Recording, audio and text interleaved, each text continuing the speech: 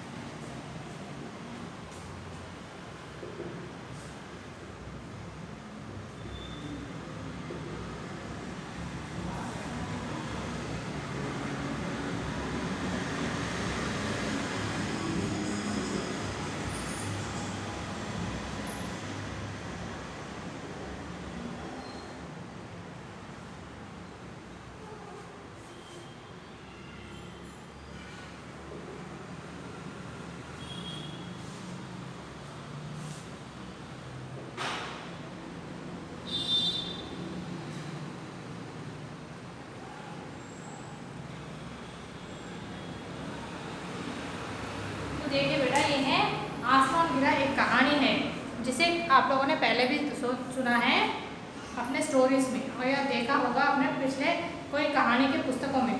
तो ये कहानी हमें दी गई है पाठ्य पठन के रूप में। तो हम लोग देख रहे हैं ना कि कैसे हम लोग अपने पाठ को विभाजित कर कर पढ़ते हैं।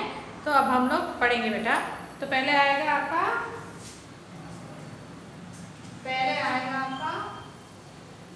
सोचो बोलो,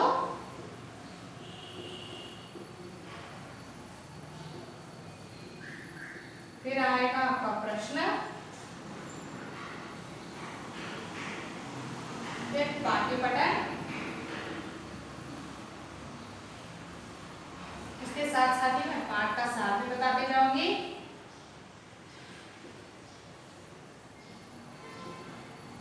फिर आएगा शब्दार्थ,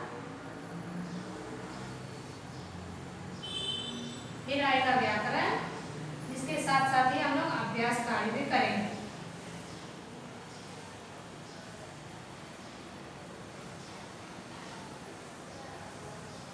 तो पहले आएगा हमारा सोचो बोलो। तो सोचो बोलो में आप लोग देख सकते हैं कि यहाँ पर एक चित्र दिया गया हुआ है, एक चित्र दिया गया है यहाँ पर, देख रहे हैं आप लोग। ठीक है, तो अब हम लोग आएंगे प्रश्न। चित्र में क्या दिखाई दे रहा है?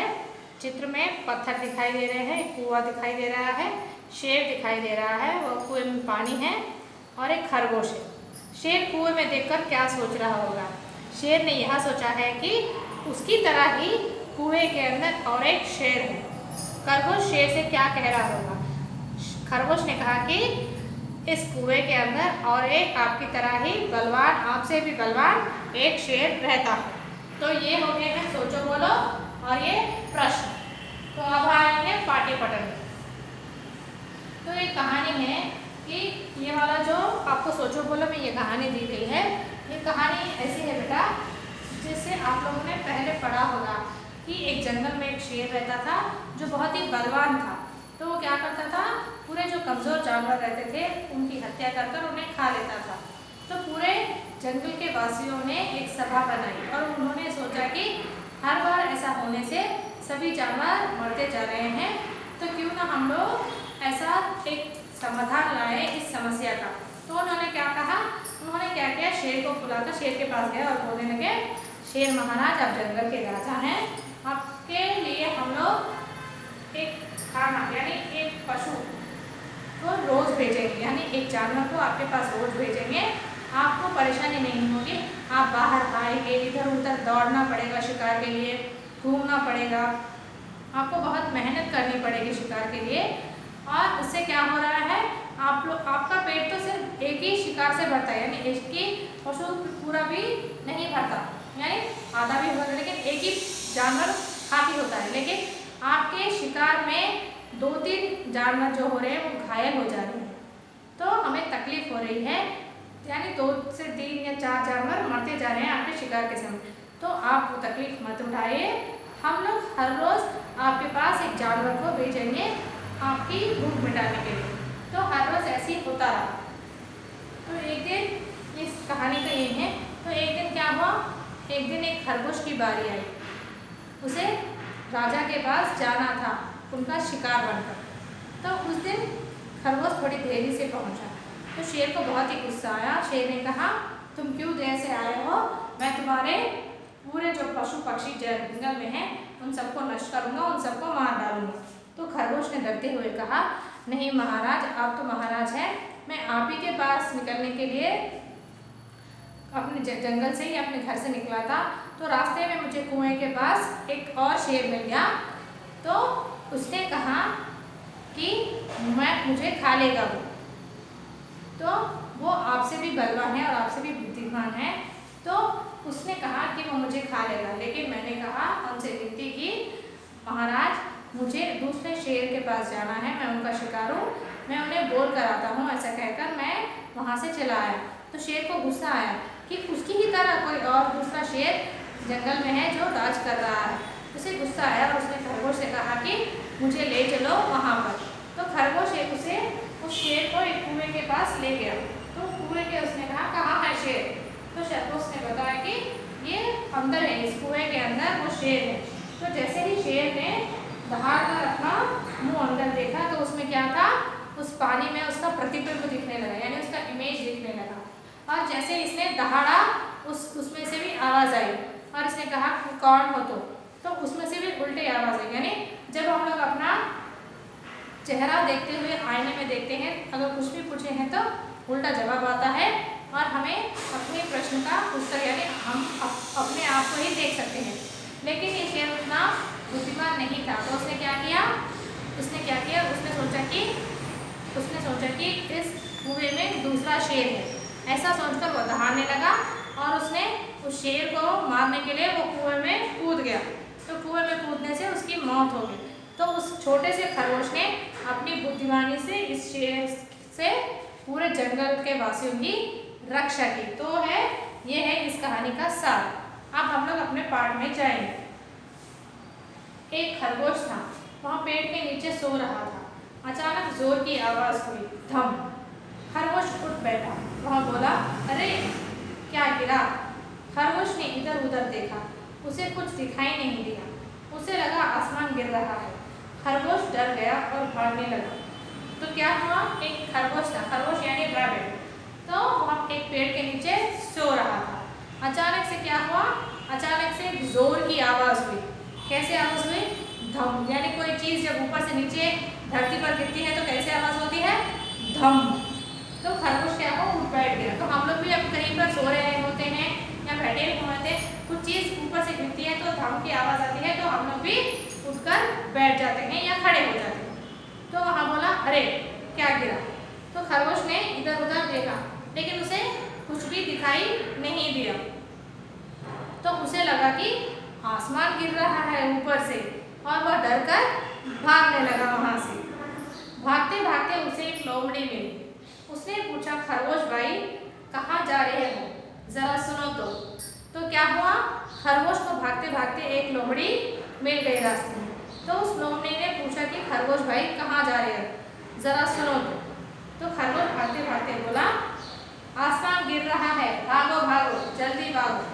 तो खरगोश उसने रुका नहीं, बल्कि भागते भागते ही लोमड़ी से कहा कि आसमान गिर रहा है, तुम भी भागो। लोमड़ी भी भागने लगी। आगे जाकर उन्हें एक भालू मिला। भालू बोला, ठहरो ठहरो, कहाँ भागे जा रहे हो? तो लोमड़ी भी उनके साथ ही भागने लगी और आगे चलकर उनके साथ पास एक भालू मिला। तो भालू ने पूछा, ठहरो ठहरो, कहाँ भागे जा रहे हो? तो खरगोश और लोमड़ी बोले, भागो, तुम भी भागो, आसमान गिर रहा है। तो खरगोश और लोमड़ी भी भागते हुए, ठहरे नहीं बोलो, भागते हुए ही बोलने लगे कि चलो चलो भागो, तुम भी हमारे साथ, आसमान गिर रहा है। भालू भी उनके साथ भागने लगा। खरगोश, लोमड़ी और भालू भागते भागते एक हाथी के पास से निकले। हाथी, अरे सब क्यों भागे जा रहे हो, ठहरो, कुछ बताओ तो। भालू भी उनके साथ ही भागने लगा। खरगोश, उसके पीछे लोमड़ी, उसके पीछे भालू भागते भागते एक हाथी के पास से गुजर रहे थे। तो हाथी ने पूछा, अरे अरे ठहरो तुम लोग, तुम सब लोग क्यों भाग रहे हो, ठहरो ठहरो, कुछ बताओ तो मुझे। तो वो सब लोग भी भाग रहे थे, लेकिन कोई भी रुका नहीं। भालू बोला आसमान गिर रहा है, तुम भी भागो। हाथी भी भागने लगा। सब भाग रहे थे, आगे आगे खरगोश, उसके पीछे पीछे लोमड़ी, उसके पीछे भालू और सबके पीछे हाथी। तो ये सब लोग क्या कर रहे थे? सब लोग एक के पीछे एक भागते हुए ये सोच रहे थे कि आसमान गिर रहा है और हमें अपनी जान बचाकर भागनी है। क्या हो सकता है बेटा? आसमान कभी गिर सकता है? नहीं। अगर आसमान गिरेगा भी तो सभी जगह गिर सकता है, तो हम लोग आसमान से बच सकते हैं। आसमान से बचने वाली ऐसी कोई भी चीज़ नहीं है, क्योंकि अपने सर पर पूरा जहाँ पर भी हम लोग देखेंगे आसमान ही आसमान होता है ना। भागते भागते उन्हें शेर मिला। उसने पूछा तुम सब क्यों भाग रहे हो? तो क्या हुआ? भागते भागते उन्हें आगे चलकर एक शेर मिल गया। तो शेर ने पूछा तुम सब क्यों भाग रहे हो और कहाँ भाग रहे हो? हाथी बोला आसमान गिर रहा है, तुम भी भागो। तो हाथी ने क्या कहा? तुम भी भागो, आसमान गिर रहा है। शेर ने दहाड़ कर कहा आसमान गिर रहा है? कहाँ गिर रहा है? रुको। यह सुनकर सभी जानवर रुक गए। शेर ने पूछा किसने कहा आसमान गिर रहा है? शेर ने दहाड़ कर कहा। कैसे करता है ना शेर, वैसे दहाड़ कर उसने कहा आसमान गिर रहा है। कहाँ गिर रहा है? सब लोग रुक जाओ। तो जैसे ही शेर ने पूछा तो सभी लोग रुक गए। दहाड़ के शेर ने कहा तो सभी लोग रुक गए। और शेर ने पूछा किसने कहा कि आसमान गिर रहा है? हाथी बोला भालू ने कहा। भालू बोला मुझसे तो लोमड़ी ने कहा। लोमड़ी बोली मुझसे तो खरगोश ने कहा था। सबसे पहले किसी ने कहा था? तो हाथी ने क्या कहा? मुझसे तो भालू ने कहा है। भालू ने क्या कहा? मुझसे तो लोमड़ी ने कहा है। और लोमड़ी ने क्या कहा? मुझसे तो खरगोश ने कहा है। पहले किसी ने देखा है। तो पहले किसने देखा है? पहले खरगोश ने देखा है, उसके बाद लोमड़ी,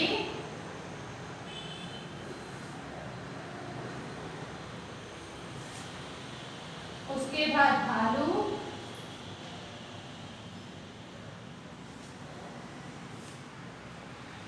उसके बाद हाथी, फिर वो सब मिलकर कहाँ पहुंचे?